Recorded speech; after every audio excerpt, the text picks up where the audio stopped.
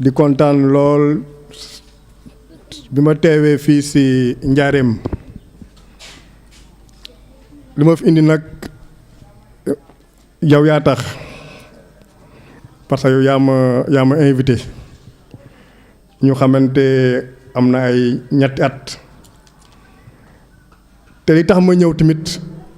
jóge Dakar ñëw fii mooy xam sa bëgg-bëgg Serigne Touba sa bëgg-bëgg Serigne Touba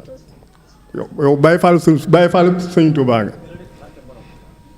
loolu rek moo tax ma ñëw di kontaan tamit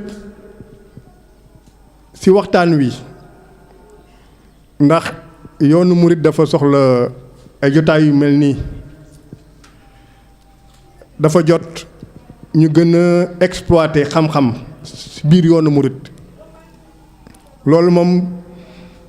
sama combat bi bu ma gën a intéressé mooy loolu ma gën a intéressé ndax danoo tàmm di daje ci ay cant suñ dajaloo lekk naan waxtaanu daanu nit ñi daanu ñu daal tasaaroo boo xoolee li ñu fay jëlee ci xam-xam lu néew lay doon te pourtant ñun yoonu murit xam-xam fi la fekk baax donc ma yaakaar ni jot na ñu xam ñu gën a liggéey ngir tasaare xam-xam bi Sëriñ Tuubaa mën nañ ko liggéey ci doole mën nañ ko liggéeyal ci alal waaye yaakaar naa ne liggéeyal ko ci xam-xam lu am njariñ la te dama yaakaar ne ñun intellectuels yi liggéey boobu ñoo ci war a jiitu donc kontaan naa lool bu ma ñëwee fii fekk fi mu fekk fédération daayira ay universitaires ak étudiants loolu lu ma yàgg bëgg la parce que boo demee ci université da nga fay fekk ay daayira yu bari waaye duñ booloo te wolof njaay li mu wax mooy dëgg booloo mooy doole. donc pour ñu mën a liggéeyal Sëñ Tuubaa dëgg-dëgg foog ñun ñu intellectuels ñu booloo bu nu booloo maintenant ñu xool nan lañ koy liggéeyale lan lañ mën a def ba àdduna bi yëpp xam liggéeyu Sëñ Tuubaa Sëñ Tuubaa du pour ñun wolof yi dong Sëñ Tuubaa pour àdduna bi yëpp la ñëpp ci war a jariñu waaye pour loolu nekk ñun dañoo war am liggéey boo xam ne ñoo ko war a def liggéey boobu képp kuy intellectuel murit képp kuy chercheur murit war nga see participer loolu lu ma ñor la. tout dernièrement rencontré naa à Dakar benn mbokk taalibe bu nekk France ñuy waxtaan mun ma foo ñu mettre en place un groupe d'études et de recherche sur le mouridisme professeur ma ne ko loolu lu ma intéressé la naa si def li ma mën pour que ñi ma xam ñëpp ma informer leen ñu mettre en place ce groupe de recherche et d'études sur le mouridisme mu war a progresser vers un centre d'études et de recherche sur le mouridisme loolu sama yéene bu ma ñor la parce que bu ñu ko defee liggéey bi day gën a yomb donc maa ngi kontaan lool ci sama teewaay fii ci Njaareem di remercier une fois de plus professeur Gaye bëggoon naa tamit ci yenn suñuy waxtaan yi surtout dans le milieu universitaire ñuy ëpp lu ñuy utiliser langue tubaab parce que ñu dañoo tàmm bu ñu nekkee suñu biir rek di wax wolof bu ñu ko defee ku déggul wolof du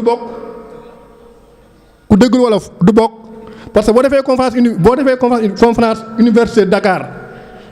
mbokk taalibe bi teew yeneen étudiants yu jógee yeneen réew teew ay tubaab teew ngay làkk wolof rek mais ñooñu ñu dégg dara duñ comprendre boo demee bitim réew dafa def conférence fu mel ni Italie italiens yi teew bëgg a xam ñuy waxtaan di wax wolof rek mais italiens yooyu duñ xam donc loolu tamit foo ñu ci xalaat au niveau de la communication bañ a yemale lépp ci làkk wolof loolu foo ñu jëm koo régler parce que c'est extrêmement important donc li ma bëggoon waxtaane mooy Maam Cheikh Ibra Fall parce que ni ko professeur Gaye waxee depuis lu mat 10 ans ou 15 ans sama recherche yëpp si maam Cheikh Fall maam Cheikh Fall laa ko jagleel. suma doctorat si maam Cheikh Fall laa ko bind. sama mémoire maîtrise si maam Cheikh Fall laa ko bind. sama DEA si maam Cheikh Fall laa ko bind. donc ba ma commencé sama recherche ba léegi si moom laay gëstu te ba léegi maa ngi continué di gëstu moom parce que maam Cheikh Fall kenn mënu koo dajal kenn mënu koo jeexal. tey nag ma bëggoon a wax si maam Cheikh Fall. D'accord. Donc je vais démarrer en français parce que d'ailleurs c'est mon souhait. Je vais démarrer en français. Donc je me présente, je suis docteur Doudou Mané Diouf, enseignant-chercheur à l'UCAD, plus particulièrement au département de lettres modernes. Donc j'ai consacré toutes mes recherches à la communauté mouride en général et à Cheikh Ibra Fall en particulier. Depuis mon mémoire de maîtrise jusqu'à ma thèse que j'ai soutenue en 2010 au département des lettres modernes de l'université Cheikh Anta Diop. L'intitulé de ma thèse était la réforme socio-culturelle mouride. La réforme socio-culturelle mouride. Avec comme acteur majeur Mame Cheikh Ibra Fall. Et mon intervention se fera dans ce sens. Parce que je vais essayer de vous présenter davantage Mame Cheikh Ibra Fall sous un autre visage. Parce que généralement quand on parle de Mame Cheikh Ibra Fall, on prend en compte l'aspect spirituel de l'homme. Mais c'est quelqu'un d'équilibré, Mame Cheikh Ibra Fall. Il est à la fois spirituel et temporel. Il est à la fois spirituel et temporel. On n'a pas besoin d'insister sur l'aspect spirituel. Nous mettrons l'accent plutôt sur l'aspect temporel. Mame Cheikh Ibra Fall, comme vous le connaissez, a été le compagnon le plus fidèle de Cheikh Ahmadou Bamba. On le surnomme Babul Mouridine. Babul Mouridine, qui signifie quoi en français? La porte du mouridisme. Pour montrer son importance dans la confrérie mouride. Et il a accompagné Cheikh Ahmadou Bamba pour la réalisation de cette réforme socio-culturelle de la société wolof. Le temps ne le permet pas, mais il faut savoir qu'il a été actif sur le plan social, il a été actif sur le plan culturel, comme il a été actif sur le plan économique. C'est ce dernier point-là qui va nous intéresser beaucoup plus particulièrement. Autrement dit, Mame Cheikh Ibra Fall comme acteur économique.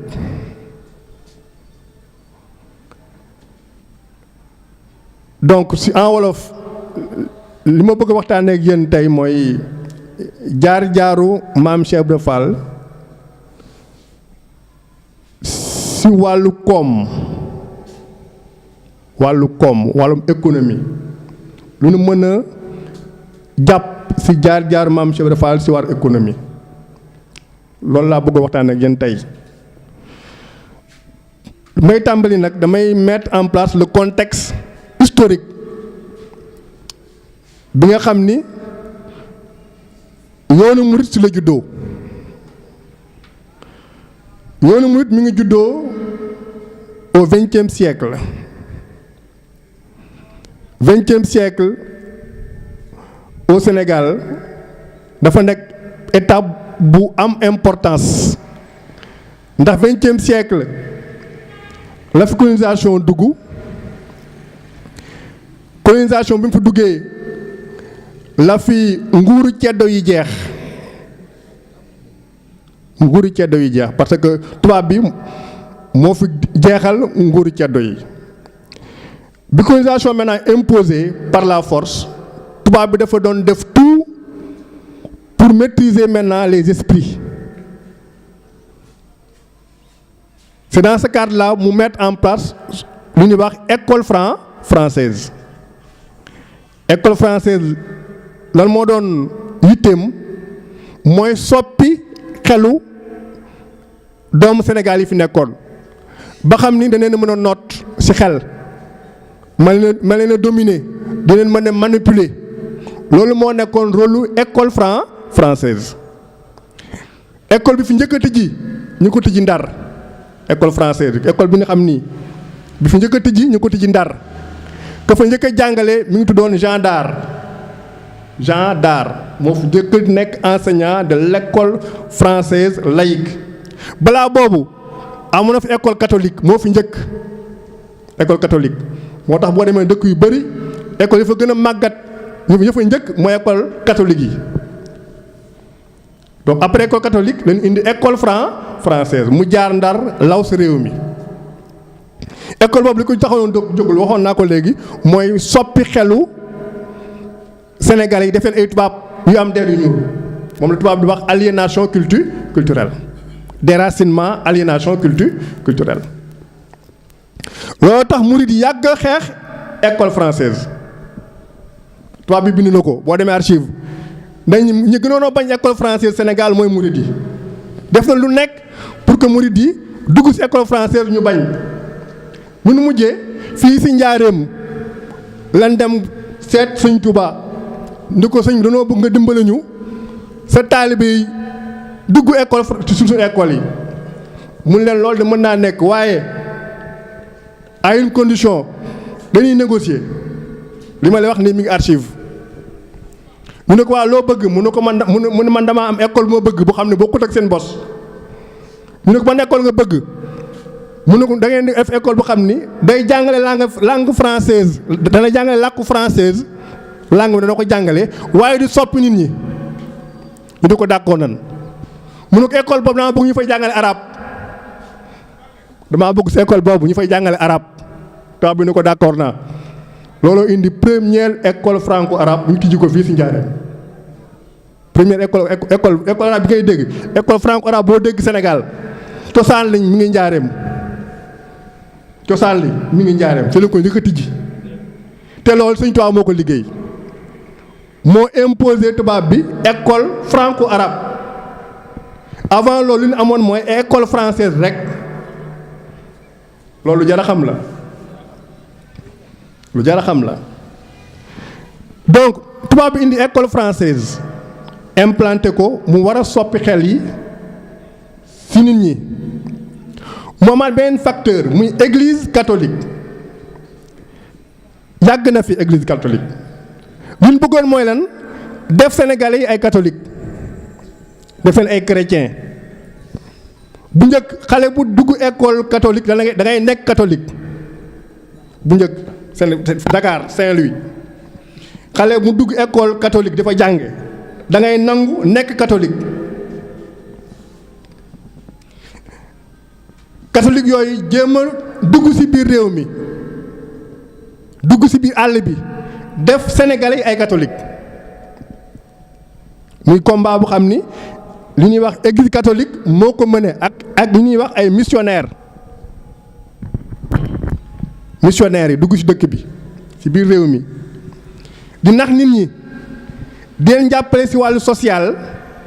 en même temps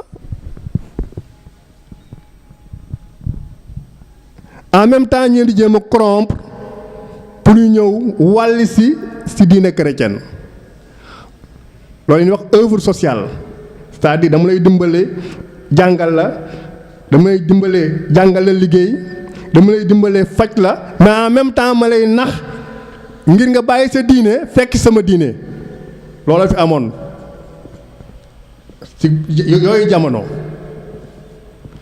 ñu ciblé ay population yi xam ni duñu woon ay jullit duñu woon ay musulman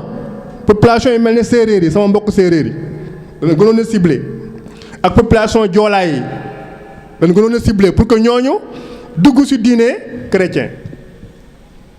boobu mooy deuxième facteur bu xam ni moo nekkoon en place à l'époque troisième facteur yi mooy ceddo yi ñoo fi nekkoon ceddo yi mooy doomu buur yi bi ñu fi dindee nguur yi njëkk yi nguuru ceddo yi doomu ceddo yi fi desoon tubaab daf leen a jël jàngal leen ci école bi nekkoon Ndar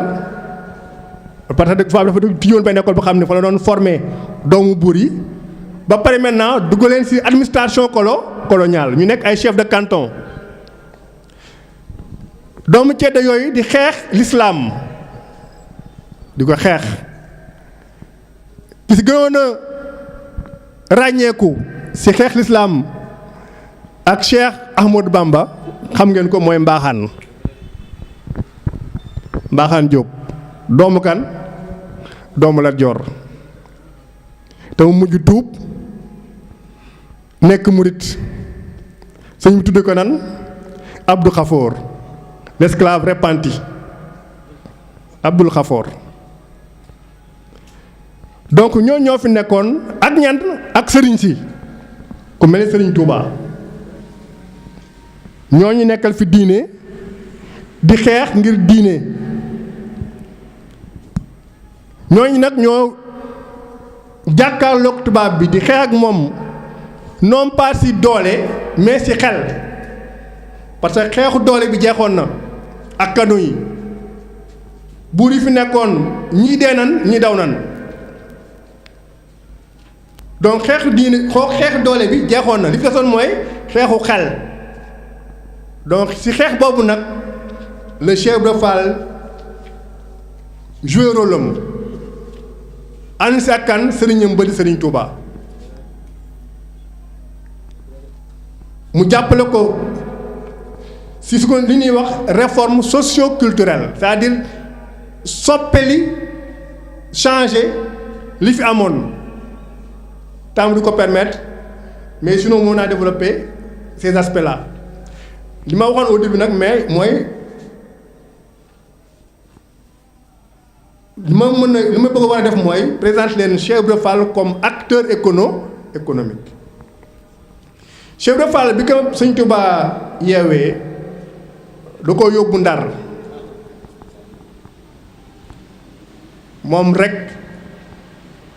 moo doon taalibe Sëñ Touba bu nu yeewi yóbbu ko ci dëkku taax bu dul moom ñi ci des ñëpp Sëñ Touba da ngeen di yebal sañcal ay dëkk ci biir àll bi mais mu jël maam Cheikh Ibra Fall yóbbu ko Ndar xamoon lu tax mu yóbbu ko Ndar ndax moom dana mujj ñëw Ndar parce que Ndar la jógee dem Gabon bi mu ñëwee Ndar maam Cheikh Ibra Fall dafa commencé commerce la commencé Ndar tijji ay boutique Ndar yu def commerce bi muy def commerce mbokk taalibe yi commencé di ñëw Ndar mu ngi dalal Ndar am na benn chercheur bi ñuy wax Ndekache nee na première daayira murit maam Cheikh Fall moo ko sos Ndar ndax bi taalibe yi ñëwee Ndar jógee ci àll bi mooy doon dalal fekk boobu mi ngi def commerce Ndar commerce bi di dox buñ dikkee muy di jàngal ay métier yu xam ni dañ ci mën a jàpp ñii tailleur ñii tapissier ñii commerce mu leen di jàngal métier yooyu yëmu si mu leen di financé di leen dimbali ci seen liggéey maam Cheikh Ibra Fall bi mu nekkee Ndar su weesoo commerce bi Ndar doon tamit nit ku xam ni def na fa agriculture mbayum dër am na dëkk bi ñuy wax booru Ndar Tasñeer dafa doon def mbayum dër di fa bay ay légumes di ko jël di ko yóbbu Saint-Louis di ko fa jaay loolu archives yi ñoo ko bind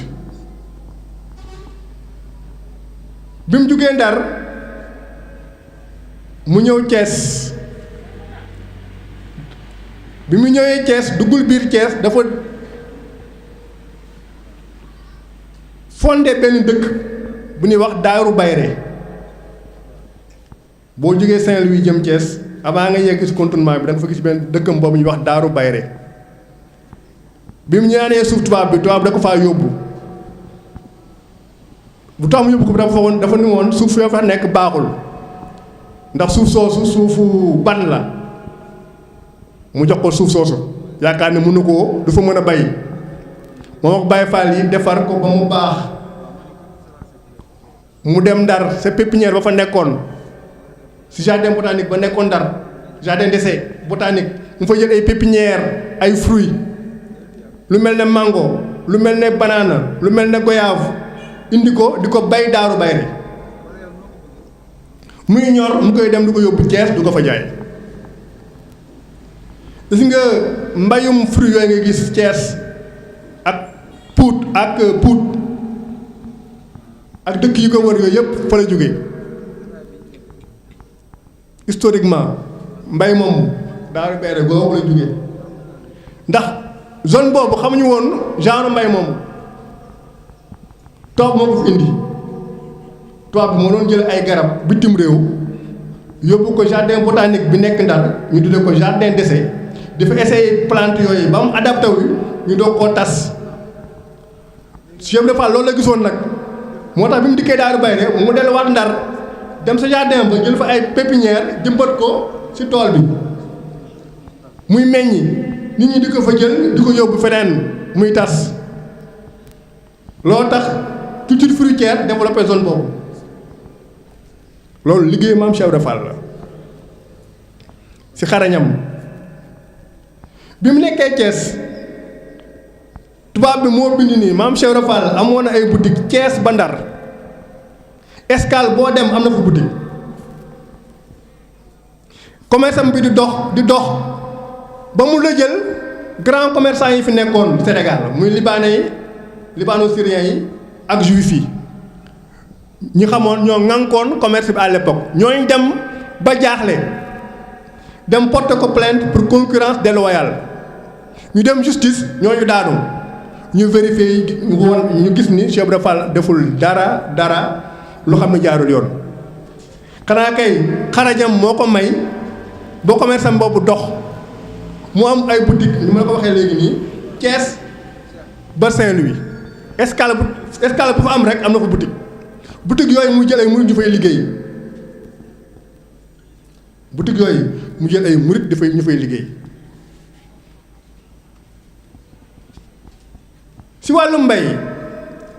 maam Cheikh Ibra Fall moo nekkoon baykat bi nga ëppoon doole Sénégal baykat bi ëppoon doole Sénégal li ma moon si tool kenn mënu koo compter tubaab bi nee ne tool yooyu amoon na minimum 1000 Baye Fall yi siy liggéey toolam yi nekkoon Sénégal amoon na minimum 1000 Baye Fall yi siy liggéey tubaab bi nee na moo bind man li ma lay wax lépp archive la tubaab bi mooy bind li ma lay wax lii lépp archive la passé naa 1 an et quelques archives di lire rek boo demee archive nationale am na dossier bu ñu tuddee dossier Cheikh Ahmadou Bamba lépp luy archive si mu di fa lañ ko boole passé naa 1 an et quelques di ko fouiller li ma la wax lu nekk archive la tubaab bi moo bind ni maam Cheikh Ibra Fall ci jamonoom moo nekkoon baykat bi gën a ëpp doole amoon na lu ëpp 2 fukki tool ci biir Sénégal ci Bawol Sine fu nekk am na fay tool ci toolam yi amoon na lu ëpp 1000 Baye Fall yi fay liggéey nee nañ chaque année daawoon na gagné lu mu néew 50 000 francs par an 50 000 francs par an bu ñu ko waxee léegi nii dana néew waaye à l'époque jamono jooju xaalis bu bëri la woon 50 000 francs par an la doon gagné ci mbay te comme ni ma leen ko waxee daawoon na bay mbayum dër muy ay légumes ak ay fruits mais aussi daawoon na bay gerte di bay dugub di bay suuna li ñuy wax culture vivrière ak culture de rente comme l'arachide.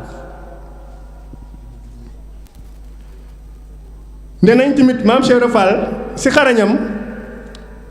amoon na contrat ak chemin de fer bi fi nekkoon den fournir matt xam nga saxaar yi fi nekkoon matt la doon doxe mu dem signer contrat ak ñoom neen mën naa leen di fournir matt mu xam ne moom moo leen di moom moo ngeen di def seen saxaar yi pour ñu daw ñu signer ko contrat chaque année moo leen di livrer matt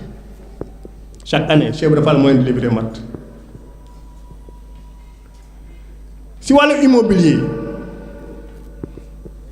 maam Cheikh Ibra Fall daa amoon ay titre foncier ak ay kër fépp ci Sénégal ay titre foncier ak ay kër fépp ci Sénégal muy Ndar muy Ndar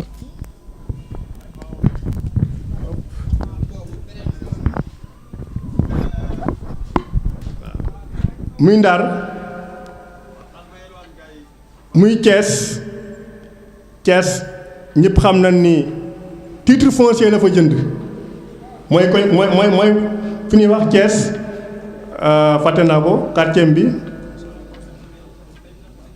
Médina Fall titre foncier la ko jënd la fa jënd nga dem titre foncier woo taalibe yi ñëw mu daggal leen may leen ñu dëkk loolu tubaab moo ko bind titre foncier la jënd nga dem titre foncier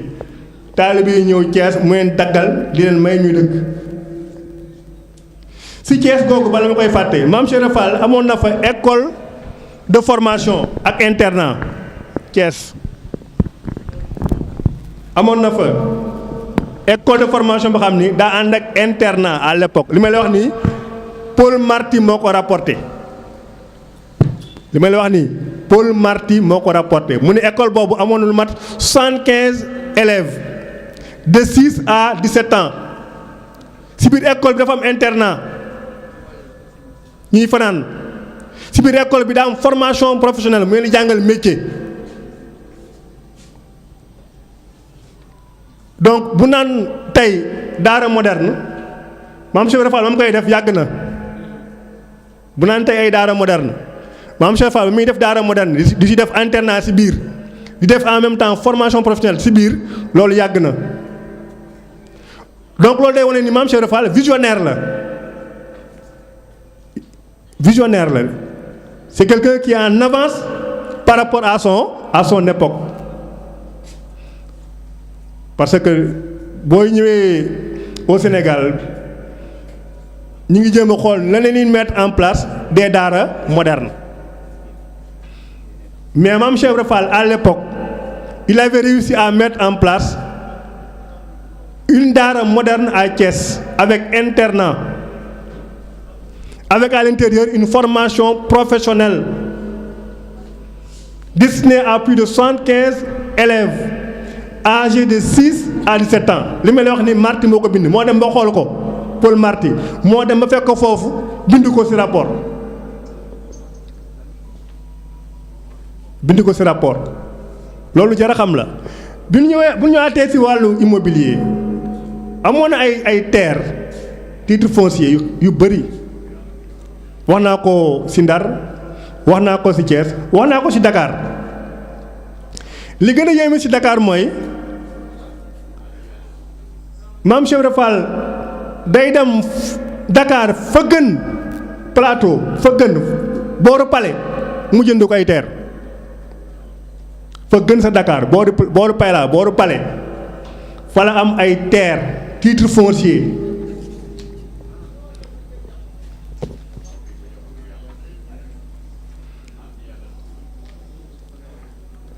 moom fay titre foncier si archive yi am na archive bu xam ni en 1913 maam Cheikh Ibra Fall mi ngi jaay immeuble laa la wax à Dakar immeuble à Dakar 1913 archive mi ngi man bu fekkoon amoon na projection PowerPoint moom moo leen archive yi 1913 archive bu wane ni maam Cheikh Ibra Fall jaay na benn libano-syrien immeuble à Dakar en 1913 immeuble laa la wax à Dakar. kër sëñ bi ñuy wax à Dakar kër sëñ bi nee nañ moom moo ko moom bi sëñ Tuubaa ñibbisee jógee Gabon ñibbisi maam Cheikh Ibra Fall moo ko njëkk a dalal loolu ñu bëri xamuñu ko sëñ Moussa Ka bind na ko maam Cheikh Ibra Fall sëñ Tuubaa bu ñibbisee jógee Gabon maam Cheikh Ibra Fall moo ko njëkk a dalal ci këram gi nekk Dakar bu fi sëñ bi jógee mu jël kër gi jox ko àddiya loolu sëñ Moussa Ka moo ko bind. donc amoon na ay kër ak ay terrain Dakar amoon na ko fii Njaareem amoon na ko Touba donc il était extrêmement actif au niveau de l'immobilier mais alal jooju yëpp maam Cheikh Ibra Fall amoon lu mu ko doon doyee alal jooju yëpp maam Cheikh Ibra Fall amoon ba xam ne mënoon doon wax ni moom moo gënoon a riche ci Sénégalais à l'époque maam Cheikh Ibra Fall lu mu ko doon doyee liggéeyal ci Serigne Touba liggéeyal ci Serigne Touba tubaab bi moo ko bind du man maa ko wax de tubaab bi moo ko bind. Paul Marty lu tax ma naan toujours Paul Marty parce que Paul Marty à l'époque au niveau de l'administration coloniale moom moo doon surveiller de près les mourides Paul Marty boo demee ci archives yi bind yu ëpp moom moo ko bind parce que fu mouride yi nekk topp na leen parce que dafa foogoon ni mouride yi ay nitu fitna leen dañuy waaj def jiyaat loolu defoon ci bopp bi moo tax fu murid yi nekk topp na leen fu Sëñ Tuubaa nekk dem na fa njaareem gi ñëw na fi plusieurs fois njaareem gi ñëw na fi plusieurs fois dem na ba bu ñëwee fii kër gu mag day laajte fan la sëñ bi nekk ñu ne ko sëñ bi néeg bee la nekk day ñëw rek xëcc sàkket bi xëcc dugg ci biir pour xool ni pour xam Sëñ Tuubaa lu mu nekkee ndax ñaaw njort Jurbel gi laa la wax fi kër gu mag gii bu ñëwee ci kër gu mag yi ñu ne ko laajte ana sëñ bi ñu ne ko sëñ mi ngi fële néeg bële day ñëw mooy si néeg mu xëcc sàkket bi xëcc du dugg si buntu bi de day xëcc sàkket bi fëq pour xam sëñ bi lan la nekk ci biir parce que moom dafa si xale bi nii Sëñ Tuubaa mi jiyaat lay waaj Paul Marty moomu fu Sëñ Tuubaa dem topp na ko moo tax lu ëpp si mbindim archive moom moo ko bind Paul Marty moom moo dem ba ni maam Cheikh Ibra Fall moom mooy intendant communauté mouride moom moo ko bind moom moo ni maam Cheikh Ibra Fall mooy ministre de l'économie de la confrérie mouride ndax lan lépp lu murid di soxla moom moo koy joxe lépp lu murid di soxla moom moo koy joxe moo commencé si jumaa ji nekk suñu ginnaaw biñ koy tabax addi yi maam Cheikh Ibra Fall joxe kenn joxewu ko fi jumaa ji nekk suñu ginnaaw biñ koy tabax addi ji sëñ Cheikh Ibra Fall joxe kenn joxewu ko fi li may wax du samay wax waxu sëñ Moussa Ka la boo jàngee marsiya bi sëñ Moussa Ka bind si maam Cheikh Ibra Fall dana wax ni la bu muy joxe addiya ji ay gëlëm la ko sëf dana maam Cheikh Ibra Fall bu muy joxe addiya pour jumaa ji addiya ji ay ngurd la ko sëf si ay maal ay ngurd la jël def ko si maal sëf ko ay gëlëm ndax bëri loolu maam Cheikh Ibra Fall moo ko liggéey bi sëñ Tuubaa demee Gabon dafa ni ko woon lépp sama njaboot soxla na nga ko faj boo liiree sëñ téere bi sëñ Bassirou bind mu ngi si moom moo ko wax sëñ Bassirou Mbàkke moo ko bind si téereem boobu moo ko si bind waaw moom moo ni bi sëñ Tuubaa demee Gabon li war su ñun ñëpp lépp Cheikh Ibra Fall moo ko gàddu woon Cheikh Ibra Fall moo ko gàddu woon lu mu liggéey joxe ko bi sëñ Tuubaa nekkee Gabon daaw na jël ay xar rey ko jox ko Alaaji Malick Si temps yi mi ngi woon Ndar ni ko defal ma xar yi ndax sa mbokk ma laa koy yóbbante te xam naa ne yow ku sell nga bu ko defee le xar yi mu weer ko ba mu wow mu def ko si ay bërigo yóbbante ko sëñ Tuubaa si bato yi jox ko àddiya di ko jox àddiya loolu mu ngi ci téere yi bi sëñ Tuubaa nekkee Mauritanie lu mu bay dana ko yóbbante jox ko àddiya loolu archive moo ko bind parce que bi sëñ Tuubaa nekkee Mauritanie lu fi jóge Sénégal dem si moom da nga doon am autorisation bi sëñ Tuubaa nekkee Mauritanie lépp lu jóge woon Sénégal jëm si sëñ Tuubaa bala nga koy yóbbu da ngay am autorisation gouverneur moo tax boo demee archive da nga gis moom suñ Cheikh Ibra Fall muy demande autorisation pour que addiyam ji bi nekk Sénégal mu mën koo yóbbu muy tamit sëñ Touba. donc loolu mooy wane lan fu sëñ Touba mës a nekk addiyam fekk na ko fa fu sëñ Touba mës a nekk maam Cheikh Fall am nag pexe ba addiyam fekk fa addiyam jooju fekk fa sëñ Touba. donc loolu mooy wane ni moom li muy liggéey lépp alal ji mu am yëpp sëñ Touba la ko jox alal ji mu am yëpp sëñ Touba la ko jox moo tax Matti tudde ko l'intendant de la communauté mouride tuddewaat ko le ministre des affaires économiques de la confrérie mouride parce que moom dem na ba xam ni maam Cheikh Ibra Fall lu mu liggéey jox na ko sëñ Touba lu mu liggéey jox na ko sëñ Touba donc du woon nit ku xam ni da doon liggéey alalam ngir denc ko déedéet li mu liggéey lépp joxe na ko àddiya li mu liggéey lépp jàppal na ko njabootu sëñ Touba mag ñi nee nañ bi mu nekkee njaareem parce que njaareem la nelawee en 1930 kii bi permettre ma ko mais archive mi ngi fi 1930 rapport bi ñu bind à l'époque pour informer gouverneur de l'AOF archive maa ak moom en 1930 donc njaareem gii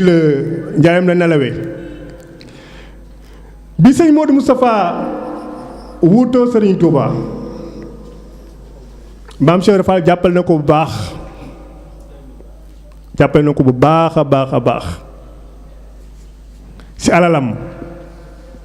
jàppale na ko ci xelam jàppale na ko ngir ñu yeggale jumaay Touba looloo tax moom ak Baye Fall yi ñu tàmbalee raay bi njaareem ba Touba raay bi jugee njaareem ba Touba maam Cheikh Ibra Fall ak Baye Fall yi ñoo ko defar at moom bi ñu koy defar am na ay Jurbel fii épidémie de peste at yi ñuy def nii teg raay bi Jurbel fii amoon na épidémie de peste mu rey fi ay Baye Fall yu bëri mais teewul ñu continuer liggéey bi ba raay bi egg Touba te nee nañ jamono jooju maam Cheikh Ibra Fall bis bu xëyee mi ngi ci liggéey bi bis bu xëyee moom mooy superviser liggéey bi maam Cheikh Ibra Fall day dem ba fali liggéey ba yam ñu defar ko mbaar mu toog di xool nit ñi di liggéey ba mënatu ko mu doog koo bàyyi donc maam Cheikh Ibra Fall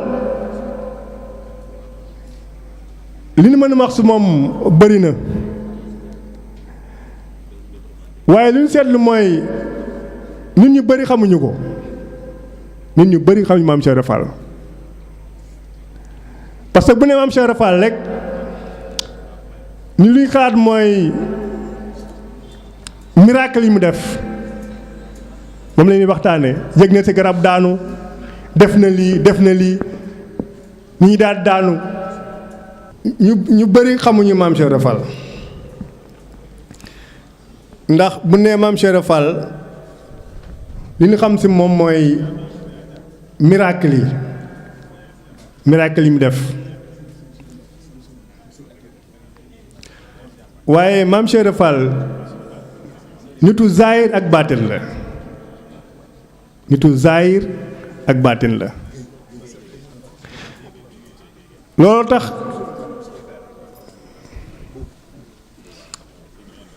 loolu tax ñu war a gëstu ay jaar-jaaram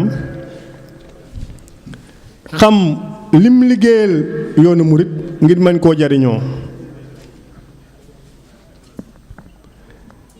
ndax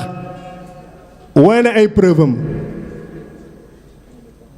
comme ni ma ko waxee léegi woy na ay preuve am ci commerce woy na ay preuve am ci mbay woy na ay preuve am ci immobilier booleeg muy jàngale di former di financer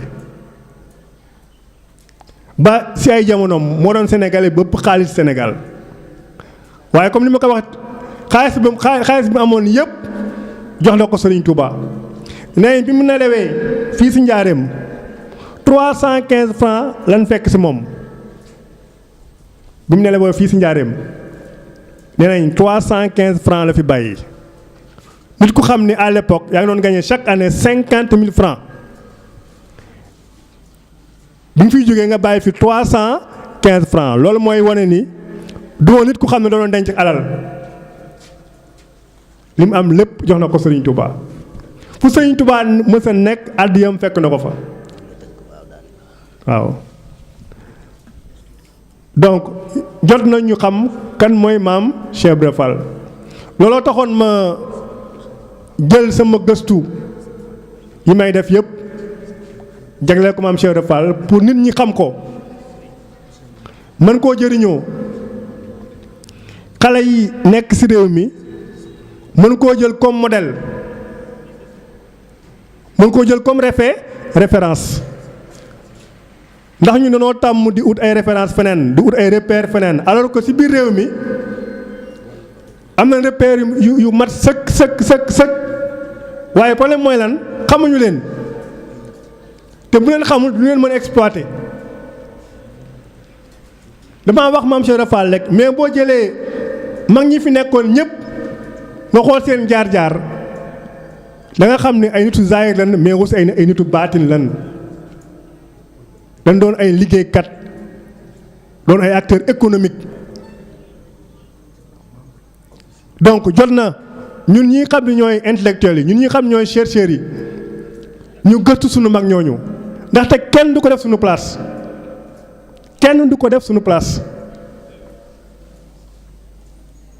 donc ku nekk université di def ay gëstu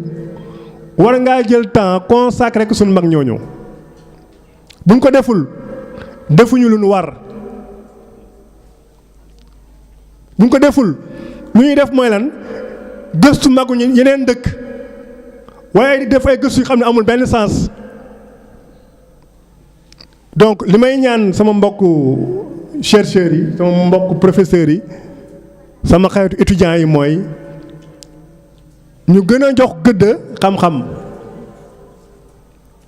gën a gëstu ci sunu mag ñi gën a gëstu yoonu murit loolu am solo la bu ñu ko defee ñi xamul danañ xam parce que man ci samay recherche bi may def sama recherche rencontré ay njaboot maam Cheikh Ibra Fall mais wan naa leen ay archives yu xam ne mën nañ ko waxee ñoom sax xamuñu ko woon pourtant ay surtout maam Cheikh Ibra Fall lan ay sëtam lan mais xam loolu naa leen lu xam jox naa leen ay preuves yu xam ne ay archives ay informations ñoom sax xamuñu ko woon donc fokk ñu def liggéey boobu liggéey gëstu pour xam bu ñu xamee xamle nit ñi jàpp si lu dëgër parce que murid yu bëri xamuñu dañuy topp mu mbaay mi rek Baye Fall laa waaye yow est-ce que xam nga mooy Baye Fall xamuñu ko murid laa mais est-ce que xam nga lan mooy principe murid xamuñu ko parce que jànguñu parce que amuñu ñu leen xamal xasida yi dañ leen war a traduire si français xasida yi dafa jot ñu jël xasida yi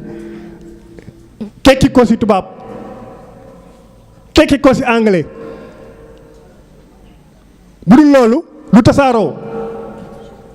bu dul loolu du tasaaroo te sëriñ si bañuñu ko Sëñ Lahat moo fi njëkk a digle ñu traduire ay xasida loolu ma fekke la man Mbàkke laa màggee jamono Sëñ Lahat fi la ma fekk bi muy joxee ndigal ñu traduire xasida yi fi la ma fekk donc ñoom bañuñu ko donc dafa jot xasida yi ñu recensé leen ñoom ñëpp recenser xasida yëpp ñu mën a recenser bu paree ñu teg ko ci tubaab teg ko ci anglais teg ko ci italien teg ko ci langue yëpp bu boobaa xasida yi mën a tasaaroo bu dul loolu ñi ko mën a jàng dong ñoo koy jàng ñi ko mën a jàng dong ñoo koy jariñoo te liggéey boobu dama yaakaar ni intellectuel yi ñoo ko war a def lu nu mën la te wuñu de lu nu mën la bu ko deful keneen du nu ko defal wala nu koy defee du nu neex te duñ si mën dara duñ si mën dara donc damay ñaan ñiy jàng université yi ña fay jàngale borom xam-xam yi ña fay gëstu ñuy gëstu yoonu murid wi gëstu li Sëñ Tuubaa bind gëstu jaar-jaaru mag ñi bu ko deful de bu ko deful defuñu lu nu war bu ko deful defuñu lu nu war man dama fa bàyyi liggéeyu Sëñ Tuubaa di étudier ay roman français ak roman américain du ma ko def pourtant moo gënoon a yomb man may jël sama sujet mémoire ni sama encadré man si maam Cheikh Fall laay liggéey metti na woon lool moo naa jël benn sujet bu gën a yomb ma bind ko en 1 an pare mais damaa jël sujet boobu ndax damaa xam ni lu ma war la mu metti lool ma muñ ko donc jot na ñu liggéeyal Sëriñ Tuubaa ci wàllu xam-xam joxe àddiya baax na liggéey Sëriñ Tuubaa ci doole baax na mais dama yaakaar ni sëñ bi jot na maintenant ñu liggéeyal Sëriñ Tuubaa ci xam-xam heureusement que suñu xalif bi bokkook ñun gis-gis heureusement que suñu xalif bi bokkook ñun gis-gis wolof Njaay nee lu jot yomb te yoonu Sëñ Tuubaa lu war a jot rek lu war a am rek day am donc am naa yaakaar ni